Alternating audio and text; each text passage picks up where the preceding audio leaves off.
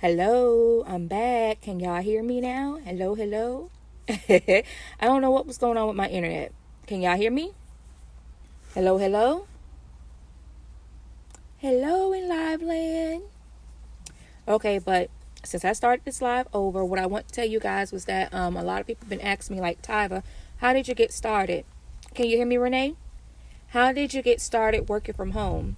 And like I said earlier, my son was in daycare, and we thought that he was being suspected that he was being abused, and he was only 2 and nonverbal. So me and my husband talked. He said, "Tyva, you may need to come home, but I still need to make at least $600 a month." Okay, so like I said, my first venture was when I was 11 when we started doing hair. So I knew how to do hair. I went to cosmetology school and I was a licensed cosmetologist. Wasn't really into doing hair at that point in time. So me and my mom got together, and that was back in like the early 2000s. My mom showed me how to do like really hustle, and she said, "Tyva, we can print up poems with backgrounds and put them in frames and sell them." And I'm like, "Man, mama, nobody's going to buy that stuff." So I gave it a shot, second guessing my blessing, you guys. And we left with a clean table of many days, made really good money. So I was like, well, dang. So in that moment, I was like in my early 20s, and I second guessed my blessing. So that point on, I said, look, I'm going to go ahead and give it a good try. And if it doesn't work, then I just put it down. So that put me in a different mindset that way. So now after we've removed my son from daycare and I'm home full time, I'm saying, okay, Tyva, what can you do? So I started getting the network marketing, affiliate marketing per se. And I really like affiliate marketing because you can easily get in. Most of the time, you don't have to pay any money to get in. All you have to do is just work through certain things as far as like how to find customers, how to present your product to people. And it's a really tricky thing. But from, let me see, 2008 all the way up until now, I had a lot of time to practice with it. So just, I was able, once he started school, to go back to work. So I went back to work, but then I had to come back off from work because with having a third child, 3 kids now with different needs, and I had to take him back and forth to his appointments. A lot of jobs weren't having that. Then the last job I had, I was working 65, 75, 85 hours a week, and my family was not here. Now, I have a traditional mindset when it comes to having a family. I really believe that the father, the husband, is the provider, and the mother is the one that really makes sure things are going good at the house. So, in different households and different families, it's a little different. But yeah, I really believe that a mother's role is to make sure that all the kids are fine, that the house is running. It's almost like the husband is the head and the woman is the neck. Some people agree, some people don't, but that's okay. So the neck wasn't there. So the head wasn't able to function, able to move. So I'm like, okay, well, I walk off this job to make sure that everybody is squared away at home, and then I'm fulfilling my role as a mother and wife. What can I do? So since I was working all those hours, I bought all of my equipment. All of my equipment actually stayed in the box until I came home. So some people are like, well, Tyva, I'm working right now. What can I do in order to transition from working on a job to working at home? Shoot, you getting a check. Buy a piece of equipment each week. Buy your printer. Buy your Cricut. Buy your Cameo. Buy your HTV and vinyl. Buy your mug press. Buy some substrates. So you add a good advantage being on a job because you're getting a weekly or bi-weekly or monthly check. So slowly invest in yourself. So that was the first thing. Hello, everyone coming in. That was the first thing I did. So while I was working all of those hours, I bought my heat press, bought all of this stuff. All of this stuff went in the closet, stayed in the box. And then when I finally came off, I had a savings account. So what's the next thing I need to do? You need to start putting some money ahead. You cannot leave off your job until you have at least 90 days worth of money saved. And when we say 90 days, like I knew that I had to have at least 3 or 4 grand in my savings account in order for me to come off my job. Because guess what? There's one thing that a lot of people don't prepare for or don't plan for, and that is the learning curve. With the learning curve, you have to give yourself at least 3 to 4 months to master a technique. And honestly, in business, that's why next year we're going to be talking a lot about business. People who are interested in starting a full-time or part-time career working from home. Those are the people I'm going to be working with a lot next year. So you got to get your materials and your equipment. You got to have a savings to fall back on, and you got to allow yourself an opportunity to learn. So I went on YouTube, found some videos, had more questions than answers. So I was like, well, dang, this is helpful, but it's not really helpful. And with me, I'm very direct. So if I come to you with a question, I don't want to beat around the bush. I don't want all of the clouds and all of this stuff, bells and whistles. I'm like, okay, I have a question. How do I do it? I want to get straight to the answer. So I'm thinking to myself, maybe people feel the same way. So I started my YouTube channel.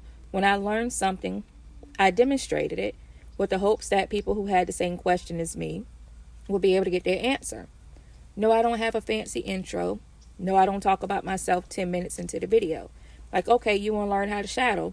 This is how I learned how to shadow. Oh, you want to know what slice is? Here's what slice is. Hey, you want to know the difference between flatten and attach? This is what it is. So I did a YouTube videos. As I continued to learn, I continued to put out and teach. And it grew into what you guys see now by accident, actually. So went into a few groups. After I went into those groups to ask questions, they weren't that helpful. So some of them shamed me out the group for being a newbie. Some of them even had little sideline conversations about newbies, which I didn't too much like because it was very condescending, because we all started from somewhere at one point.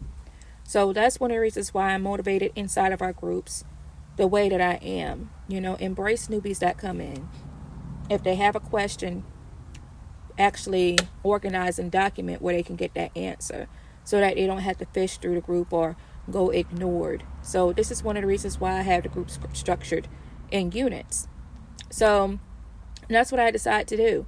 So moving forward, okay, Tyva, how are you going to make money from home? I said, well, I'm a t-shirt girl. I absolutely love t-shirts. I mean, if I show you guys how many t-shirts I got in my closet, it's ridiculous. I have more t-shirts than dress clothes. I mean, you see, I got my hoodie and my cap on. So I said, I'm a t-shirt girl. Okay. So I sat down and wrote down, Tyva, how many different ways can you do t-shirts? You can do screen printing. You can do with HTV layering. You can do DTG. You can do print and cut. You can do rhinestones. So I said, which one of these do I think is the easiest to start off with? So screen printing and HTV were the first two that I was attracted to. So I learned how to do those back and forth. And I said, okay, Tyva, what kind of t-shirt types are there? Which ones work better? Which brands work better? Which brands fit a particular way? Like a lot of people don't know, like with Fruit of the Loom is built for big and tall. They're not as wide, but they're more longer. Gildan is more wider than Fruit of the Loom. Tyva, how did you know this? Because I've had it. I've had those shirts in my hand, felt them, touched them, and looked at them and used them. Some shirts with HTV, they adhere to them a lot better. Cotton shirts take HTV a whole lot better. When you start getting into those spandex and latex type feeling shirts, or work performance shirts, they call it sports performance, then that's when you have to have different heat temperatures, different pressures. So the best way to get good at anything is to make a lot of mistakes. Hello everyone coming in. Make a lot of mistakes. And when you make those mistakes, you learn so much. A lot of people are afraid to make a mistake, or they're afraid to mess up. You guys, when I first got started, excuse me, I got a little cold. When I first got started, I I went through $400 of HTV. Why? Forgetting to mirror, not having the right cut pressure, unable to weed. I mean, I messed up like $400 worth of HTV. But I've recuperated my money back like 3, 4, 5 times over from my mistakes. So don't be afraid to make any mistakes, because those mistakes turn out to be great lessons. I know how to adjust the pressure depending upon what medium I'm using. I know what kind of heat I need. Sometimes I go against the recommended heat temperatures, because that recommended heat temperature is so many variables with it. You can have different mediums, because the variance is going to be different depending upon the what the shirt is made of, what kind of HTV you're using, I mean, so I can do it with my eyes closed practically. Saying, okay, I got a cotton shirt, Gildan. I have factory high grade HTB, which is not like scissor. It's much, much thicker than silk scissor. Some of it requires to have a cool peel instead of a warm peel. You guys, I can ramble off this stuff like back and forth. And I've been doing t-shirts for about 3 years now. So that goes back to the beginning of the conversation. The only way you can find your passion, if you haven't quite found your passion yet, is to try a little bit of everything. And you're not going to be able to sit there and say, oh, well, I get to this next week, or oh, I get to that next week. You can't go on a job and do that. So if you can't go on a job and decide when you're going to work, you can't do that with your dream. And you can't do that with what you have a passion for. Whatever it is that you have a passion for, you got to be able to have a passion for something. Means that you think about it every day. You want to learn more about it every day. A lot of people, what they get mixed up with working from home, that hello everyone coming in, working from home, that because you don't have somebody over your shoulder, you can do it when you want to do it, which is right, but it's not going to get done. You got to constantly push yourself each and every day to learn something new and to do something. That's why I say learn, do, create, and post. That means you got to do it every day. So if you're creating a new shirt today, I got a couple shirts I got to create today, practice shirts, because there's a couple of fonts and techniques that I want to use. So learn, do, create, and post. Save your scraps. I got like little pieces of scraps that I have saved in my scrap box because I want to practice something with it. So you want to try to save money on materials, save your scraps so that you can practice with it and do multicolors and stuff. Sometimes you might need a pair of pink glitter lips, and you only need maybe like a 2x2 piece instead of trying to cut into a whole sheet, So I practiced. I learned, I created, I did it, and I posted every single day. That's why I'm able to do shirts on a level that most don't really strive to do. They just strive, like locally, all we have is a bunch of people that do HTV shirts. No one around here does DTG. Very few companies do screen printing. All they do is HTV shirts. That's all they know how to do. So I can easily come into the market and offer a whole new service because they haven't strived to learn that just yet. So how I went from working on a job to working from home was my passion for what it was that I chose to do, was being able to make time for my learning each day and actually create something each day. So if you're thinking about coming from work to home, you're going to have to adjust your mindset. That means you're going to have to go around like minds. That means that you're going to have to do things that other people are not willing to do, or things that other people are not thinking about doing. And in order to get those different ideas, you have to be in a different environment. And the mindset from working for someone to working for yourself is completely different. And it's not for everybody. So you may get into it thinking that it's for you, but then once you sit back and say, you know what, this isn't for me. And I used to think that it was for everybody, but it's really not. The mindset and the mind switch is that every single day I wake up, I start at 0.00. And when I start at 0.00, I'm like, okay, my number, I need $40 to $60 today. How am I going to make that $40 to $60 today? Am I going to do some Facebook posts? Am I going to pay for some paid advertising? Am I going to introduce a new product? Am I going to take a class? So I'm either making it or I'm investing it into myself, saying, you know what, it's a class that I want to take. Let me go see what I can pull out of this class. Some classes were better than others, trust and believe. But a lot of the girls will tell you that the classes that I teach, they come out there, they pay a dollar amount, and when they come out of that class, they say, you know what, I know I got my money's worth. So because I've been in different classes that I really didn't think that I got my money out of, I try to make sure that each class, that person can walk away and say, I got more than my money worth in class. So if I charge $10 for a class, you're going to make at least $20 or more. If I charge $35 for that class, you're going to make at least $70 or more. So that is how I price my classes. So that's what I do. When you're working at home, that is the mindset that you got to wake up with. My bank account is at 0.0. I don't care how much you have in it. You're starting at 0 every single day. You're learning something new every single day. You're running every single day. It's every day. So it's much different. Some people are used to having someone over their shoulder to tell them what to do. You can't. You got to come up with something called a success schedule. In my success schedule, I'm making sure I'm posting stuff on Facebook. I'm posting stuff on Instagram. I'm coming up with different videos that I can do on YouTube. I'm learning a new shirt technique, practicing a new font to demonstrate. That's my success schedule. And I actually have 3 kids, a 14-year-old, an 8-year-old, soon to be 9, and a 5-year-old. You see me trying to remember the ages. Too many kids. So I have those, and I have 2 full-time businesses and 5 little side hustle businesses that I'm actually working. And that goes to another thing. If you plan on working from home, you got to have a success schedule. You got to. When you talk about the success schedule, your success schedule is something that you do every single day, regardless of what your day holds. So I can be like, right now I got, you see me rubbing my nose, my nose congested. So even today, though I'm congested and it's the day after Thanksgiving, I'm working. Before I even talk to you guys, I did 2 paid advertisements for 2 new shirts that I did for my t-shirt website. What else I did? I posted some foolishness on my Facebook today. What else? I did some Facebook posting, some Instagram posting. I posted 5 new shirts that I'm actually debuting. 2 of them I actually have paid promotions to. So I've already done that, and I don't think it's barely 10 o'clock yet, So your success schedule is something that you do every single day, regardless, because guess what? The excuses are the killer of dreams. Oh, Tyva, I didn't have time today. Oh, Tyva, my life was crazy. Oh, Tyva, this and that and the third. Yeah, that ain't going to get you where you want to go.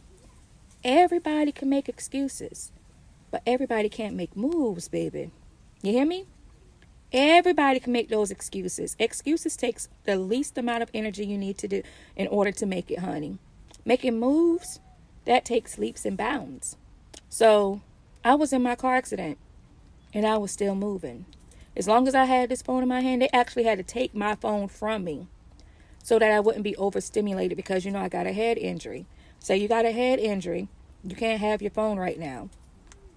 Okay, so I had to sit down, and don't you know that because of how I had my business set up, I actually came back to money. That is what I want to teach people, how to have your business set up to where it can work for you. So I have multiple facets with my business to where I can work it and make money, or I can have it set up to make money for me. That is how you do a success schedule. You're going to find out real quick. People that make up excuses are not cut out to be entrepreneurs. Entrepreneurs have a whole complete mindset. They have a whole new way of putting themselves first, despite everything. And it sounds selfish because a lot of people people that want to use you are going to use that to their advantage. Saying, oh, you didn't think about me. You're being selfish. Oh, you thought about yourself before me. You're being selfish. Self-care is not selfish. Self-improvement is not selfish. Anything that and that's why I say I don't like the word selfish, because in the beginning you have self-improvement, you have self-care, you have self-motivated. So those words, they all start with self, like selfish. So people often put the 2 together. No, those things are not selfish. I make sure I take care of myself first so I can take care of the people around me. That is not selfish. That's common daggone sense. So if you find yourself making excuses and not making time, you're not ready.